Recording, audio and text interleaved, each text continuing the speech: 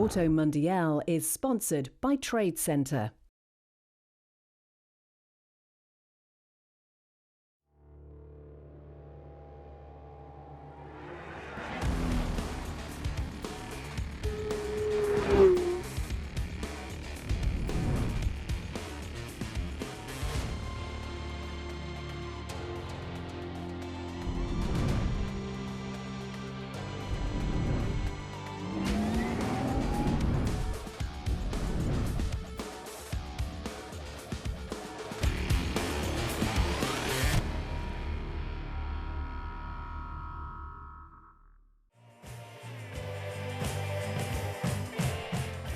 Welcome to Auto Mundial, the weekly car news and review show. This time we're getting retro with the new long-wheelbase Volkswagen ID Buzz, but with more seats and more practicality. Is this the version to go for? We also get sensible as we check out the latest Vauxhall Astra and we take a look at Kia's latest saloon car. Plus the most powerful car Lotus has ever built, but it's definitely no sports car. That's all coming up, but first, the news.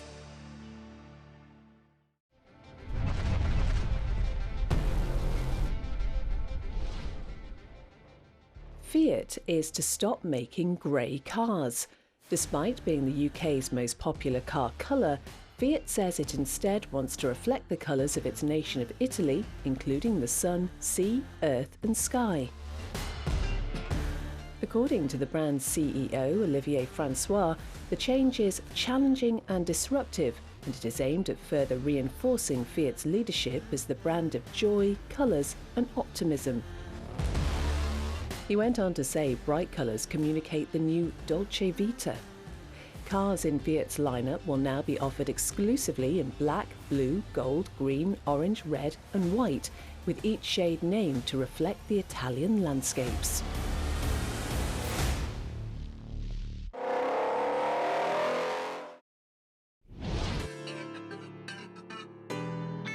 Few vehicles are as iconic as the Volkswagen Type 2. Synonymous with freedom and adventure, it had many names over the years: Combi, Transporter, Multivan, and now it has another, ID Buzz. Finally, after decades of concepts and design studies, Volkswagen has finally revealed its production-ready electric microbus. With its 60s-inspired two-tone paint scheme and its big VW badge on its stubby front end, there's no mistaking its lineage, although the diesel Caravelle will remain on sale. There's no denying that it looks great. No strangers to retro styling, VW has thrown everything at the ID Buzz to ensure it stands out from just about anything else on the roads. The boxy proportions will be familiar to anyone who's ever had their own VW bus, and the squared-off tailgate looks like maybe, just maybe, it could be housing a clattery air-cooled flat 4. Safe to say, it isn't, as its ID moniker would suggest. This new Buzz is all electric. Like the original Volkswagen Type 2 vans that were built on Beetle platforms, the ID Buzz is based on the ID3. With the same running gear as the electric hatchback, it gets a 201 brake horsepower motor driving the rear wheels with a 77 kilowatt-hour battery. The range is slightly less than we were expecting at 255, but still decent enough to make it a usable day-to-day family car. With a powerful enough source, it will be fast charged from 5 to 80% in half an hour, but more impressive is the bi-directional charging. This standard feature will allow you to feed energy from your car back into the grid. When we first saw the ID Buzz last year, we were a little disappointed that it was effectively just a big car, as it only had 5 seats. Now though, the 7-seater is finally here. It's called the LWB, standing for long wheelbase, with an extra 250mm added to the overall length. As standard, it gets the same battery as the regular Buzz, but with the added length comes the option for a larger one. Details are still fairly scarce, but VW has confirmed it will have a greater range. Better yet, the optional 82 kilowatt-hour battery brings with it more power. It's a big jump up to 258 bhp, giving the 7-seat van a surprising turn of speed, reaching 62 miles per hour from a standstill in under 8 seconds, nearly 2.5 seconds quicker than the 5-seater. Inside the LWB there are 3 different interior configurations available. That's a traditional 3-row 7-seater, a 6-seater with 3 rows of 2, or a 5-seater with a ginormous boot. With no 3rd row, the boot capacity is a whopping 1,340 litres, although that shrinks to just 306 litres with the extra seats. For the ultimate cargo capacity though, the back 2 rows can be removed completely for 2,496 litres of room. For buyers who don't need the back seats at all, there is a commercial version that does without the side windows. Like the ID3, the Buzz gets a light, airy interior with lots of colourful details continuing the retro theme into the cabin. The light-coloured plastics might not be to everyone's tastes, but they do a good job of mimicking the painted dashboard and Bakelite steering wheels of the classic combis. There's no leather to be found anywhere, with VW making use of recycled alternatives with the goal of making the ID Buzz carbon neutral from manufacture to delivery, something we hope to see more of in the industry. Naturally, there's a big infotainment screen in the middle of the stylish dashboard. As standard, it's a 10-inch screen with wireless Apple CarPlay and Android Auto, but you can pay extra for the 12-inch screen seen here. Unfortunately, it also gets the slightly tricky touch-sensitive climate controls from other ID cars, but it's a small irk in an otherwise fabulous interior. Prices are yet to be released for the new long-wheelbase Buzz, but the standard 5-seater starts at just under £59,000. That's a lot for a van with back seats, but it's probably the coolest EV money can buy.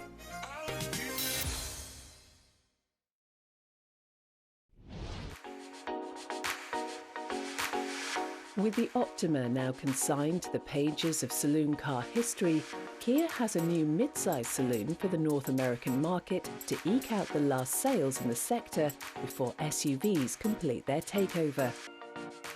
Called the K5, it is modern, filled to the brim with tech, and let's be honest here, really quite cool. In a class dominated by Toyota Camrys and Nissan Altimas, the new K5 really does look a lot more appealing with its flicked daytime running lights and low menacing front end. And the good looks continue to the back too, where you'll find a full-width rear light inspired by the Stinger but bolder, and some smart chrome trim. Step inside and the smart interior more than lives up to the car's good looks.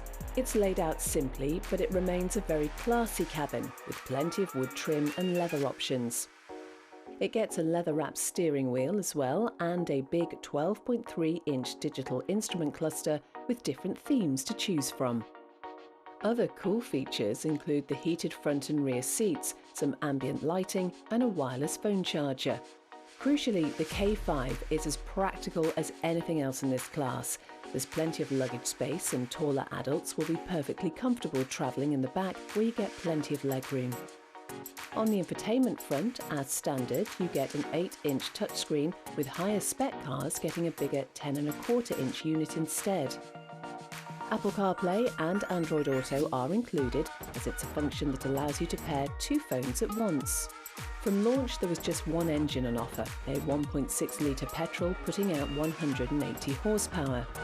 Now though, Kia has expanded the range with a new 290 horsepower 2.5. The top-spec GT models also get all-wheel drive, meaning it should be a match for many driver-focused rivals. For the new model year, Kia has added plenty of standard features across the range, with prices starting at a smidge over $25,000. But with saloons still popular over in the States, the Kia has plenty of competition. And this is the car the K5 really needs to beat, the Toyota Camry. One of America's best-selling cars and by far the most popular in this class, the Camry is a well-established saloon with some very loyal buyers. It may not be the most exciting car to look at, but its blend of practicality, equipment and durability make it a tough competitor for Kia's new kid on the block. The Camry offers a more diverse range of powertrain options, available with either a frugal but gutless 4-cylinder, a much better hybrid system, or a torquey V6. It's a lot better than the last generation car, especially with the 301 horsepower V6, which offers silky smooth power delivery and decent performance too. Inside, the Toyota doesn't feel quite as upmarket as the Kia. Of course, it's well made, this is a Toyota after all, but you'll need to stump up for the higher trim levels to get the same level of luxury. Toyota's infotainment system also leaves a little to be desired. It does now come with CarPlay and Android Auto, but the system isn't quite as slick as the one in the K5. There is plenty of room throughout, and luggage space has been greatly improved over the old one thanks to the relocation of the hybrid model's batteries from the boot floor to underneath the rear seats. As good as the Toyota is though, it is the Kia that wins this duel. It may not be as diverse with just 2 powertrain options, but it looks exciting inside and out, and it oozes quality and class. It's more desirable than the Camry, and we hope it will convince buyers to stick with saloons for a little while longer.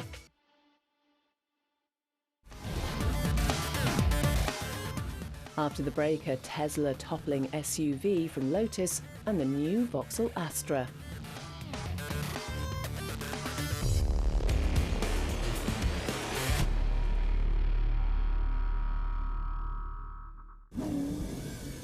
Auto Mundial is sponsored by Trade Centre. Auto Mundial is sponsored by Trade Centre.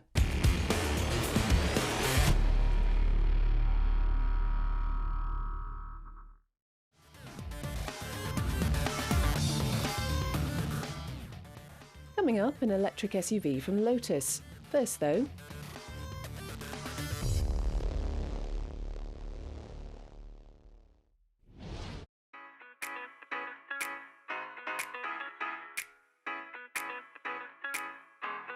the new Vauxhall Astra is here, and doesn't it look good? Since the original Astra launched way back in the 1980s, it's never really been much of a style icon. Cars like the Golf and the Focus have always seemed a bit more desirable, but this new 8th generation car might just change that.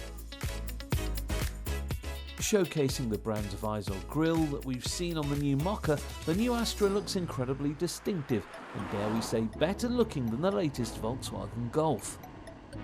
The rest of the design impresses too, with a contrasting roof and slim new taillights with on-trend Astra script across the boot lid. It's a world away from the old car, but it will need to do more than just look good to remain competitive against 2 of the biggest selling cars in Europe. To ensure its future-proof popularity, an EV version is on the way, but for now buyers have plenty of powertrain options to choose from. Base models come with a 1.2-litre 3-cylinder petrol motor that can be had with either 108 or 128 brake horsepower. Both are predictably lethargic but economical, capable of up to 52 miles per gallon. Next up is the diesel, again producing 128 brake horsepower, and this time achieving upwards of 64 miles per gallon. The pick of the bunch though is the plug-in hybrid. It pairs an electric motor with a 1.6 4-pot petrol motor, producing a combined 178 bhp. 0 to 62 miles per hour is dealt with in 7.7 seconds, with a top speed of 144. It gets an electric-only range of 35 miles, giving an electric WLTP figure of up to 257 mpg, depending on spec. On paper then, the Astra looks like it might be in with a shout of topping the family hatchback tables.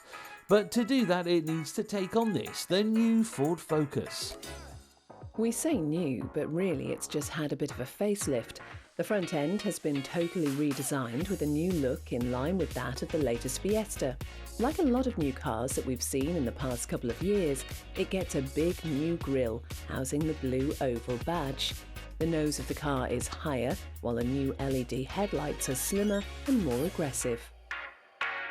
Changes at the rear are much less obvious, with the optional LED rear lights gaining a darker tint.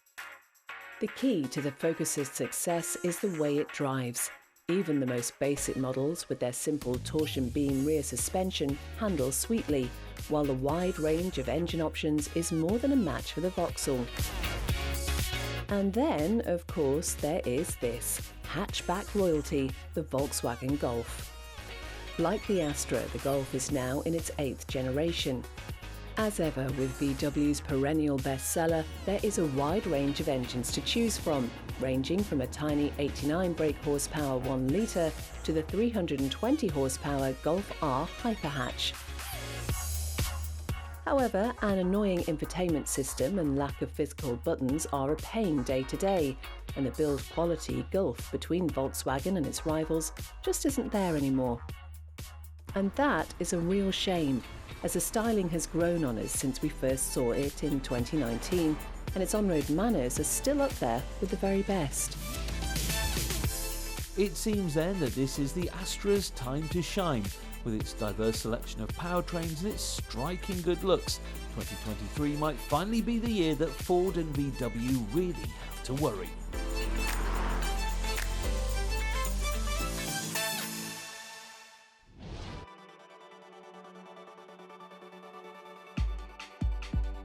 There is surely no car brand that has stayed as true to its roots as Lotus. Since it was founded more than 50 years ago, it has focused on building and racing hand-built sports cars with an emphasis on lightweight and handling. Now it seems Lotus is changing. Under its Chinese ownership, the historic British brand is for the first time expanding its lineup beyond featherweight sports cars. This is the Electra, a big electric SUV. And while it may be sad for some to see an historic performance brand like Lotus straying into the SUV market, don't forget the effect that the Cayenne and Macan have had on Porsche. Lotus knows that SUVs sell and that they need EV technology to keep up with the competition. If the Electra does well and generates more profits for building new sports cars, we're all for it. There's no denying, though, that this is a real departure for the company, but in many ways it isn't a Lotus at all. The famous Norfolk branch of the business had little to do with the development, that side instead being handled by the separate Lotus Technology Creative Centre in Coventry, a facility dedicated to designing lifestyle products, with sports car development remaining at the brand's home in Norfolk. It's also the first Lotus ever to be built outside of the UK, with production being handled by parent company Geely in Wuhan, China. The car itself is unlike any Lotus we've ever seen. There are one or two design cues borrowed from the Avaya and the new Emira, but with roughly the same footprint as a Lamborghini Urus, it's by far the biggest car Lotus has ever built. It's also the most powerful. The 112 kilowatt-hour battery supplies the entry-level and mid-range cars with 595 brake horsepower and 523 foot-pounds of torque, enough to see the big SUV from 0 to 62 in 4.5 seconds onto a top speed of 160 miles per hour. The flagship car, though, is the Electra R. This model gets a staggering 893 brake horsepower and 727 foot-pounds of torque. Suffice to say, it's quick. Very quick. The 0 to 62 sprint is slashed to just 3 seconds, although top speed is increased by just 5 miles per hour. Naturally, the faster R model's range takes a hit, down to 304 miles versus 373 in the standard car. But that's surely a small price to pay for such raw, straight-line performance. Speaking of the price, the Electra isn't actually that expensive. The basic car starts at £89,500. Not small change, but a fair chunk less than the £100,000 Tesla Model X, which is now available only in left-hand drive. The R is of course more money at £120,000, but really few other fast SUVs, electric or petrol, will manage to keep up with it. Perhaps the Elettra's closest rival for now is this, the Audi SQ8 Sportback e-tron. The SQ8 comes as standard with the large 114 kilowatt-hour battery with a claimed range of up to 285 miles. Power is up to 496 bhp, not as much as even the standard Lotus, but it still manages 0 to 62 miles per hour in 4.5 seconds onto a top speed of 130. It also gets some big 21-inch alloy wheels, some nice leather sports seats and a Bang & Olufsen sound system as standard. While high-spec cars get even bigger wheels, soft closed doors, a panoramic roof and an extended leather package. However, not only is the Audi less powerful and slower than the Chinese-built Lotus, but it's also more expensive. It's no surprise then that Lotus has been flooded with orders for the Elettra. It won't be everyone's cup of tea, but if it helps Lotus build more sports cars, get the kettle on.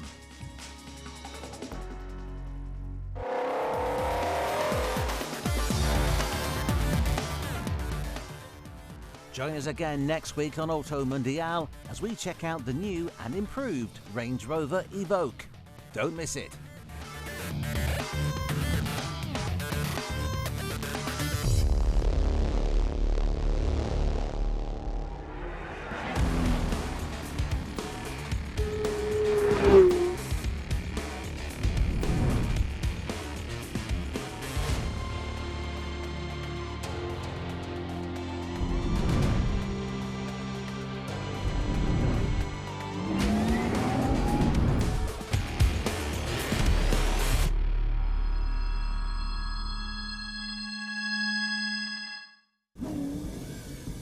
Auto Mundial is sponsored by Trade Centre.